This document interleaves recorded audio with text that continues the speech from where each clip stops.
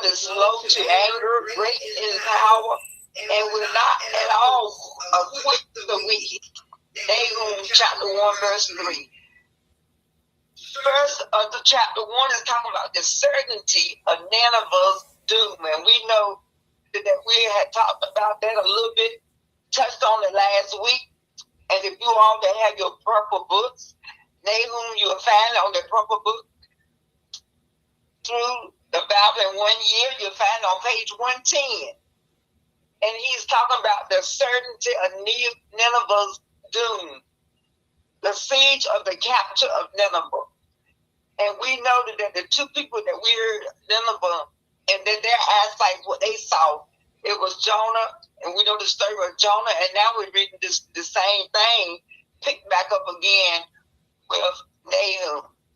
So, and then the last little excerpt says in chapter 3, you'll see the reason for the judgment of God against Nineveh. So we knew that Jonah definitely wanted to go to the city. He wanted to run away and didn't want to do what God told him to do. But we know that the Lord is always good. And when trouble comes, he is in a place that we can go to. And he knows everyone who trusts in him. Thank God for that. But he sweeps away his enemies with that overwhelming flood. He pursues them all night long. What are you thinking of, Nineveh? To defy the Lord?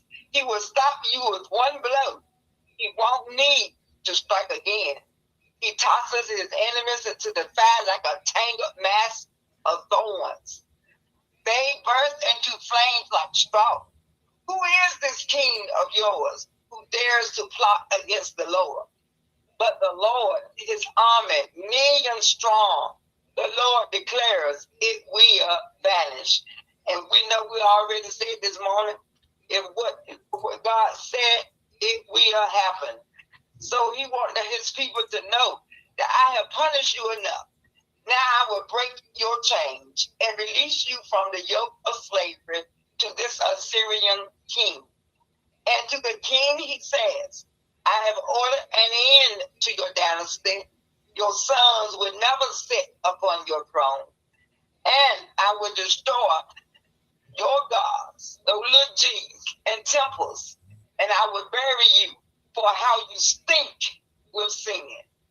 See, the messengers come running down the mountain with glad news. The invaders have been wiped out, and we are saved. O Judah, proclaim a day of thanksgiving and worship. Honor the Lord as you have vowed. For this enemy from Nineveh will never come again. He is cut off forever, and he will never be seen again.